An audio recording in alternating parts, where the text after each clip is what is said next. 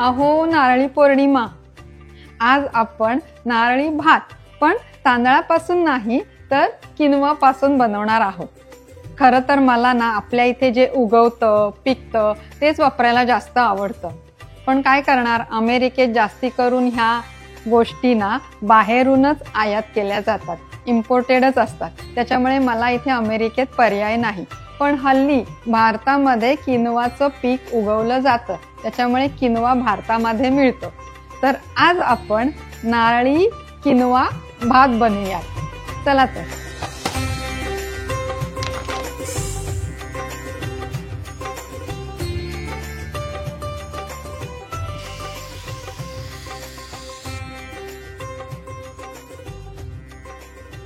कधी याचा आलेला हा फेस ना असा काढून टाकायचा। हे आता 5 तास भिजत ठेवले होते, आता निथळून घेते।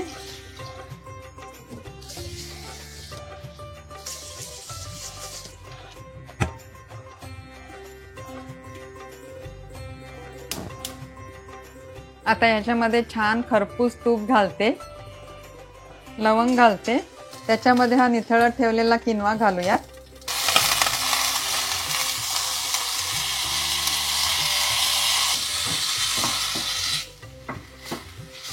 आता याच्यात गरम पाणी घालते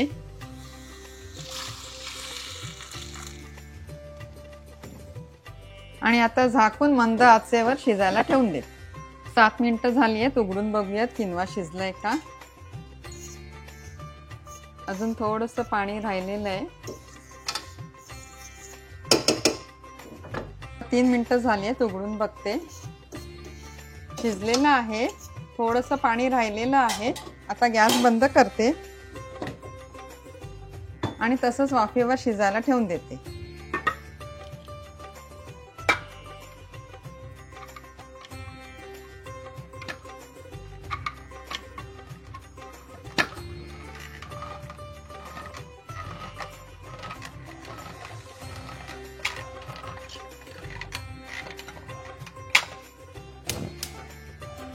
या भांड्यामध्ये आधी थोडंसं गरम पाणी घालते आणि मग त्याच्यामध्ये हे नारळाचं दूध घालते।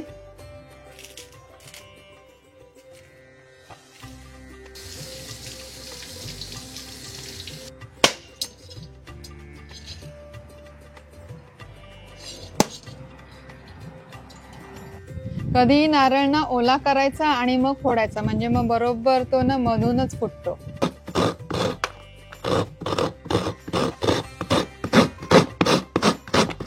आता हे नारळाचं दूध चांगलं गरम झालेलं आहे, त्याच्यामध्ये हे ताजं खोवलेलं खोबरं घालते।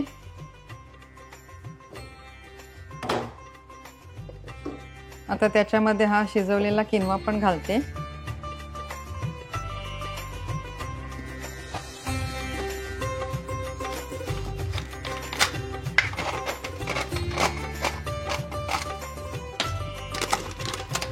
गूळ घालते,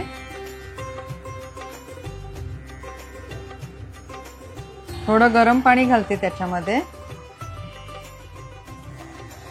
त्याच्यामध्ये आता केशर घालते। हे बदाम आणि काजू तुपामध्ये परतून घेतले ते घालते। हे भिजवलेले बेदाणे घालते।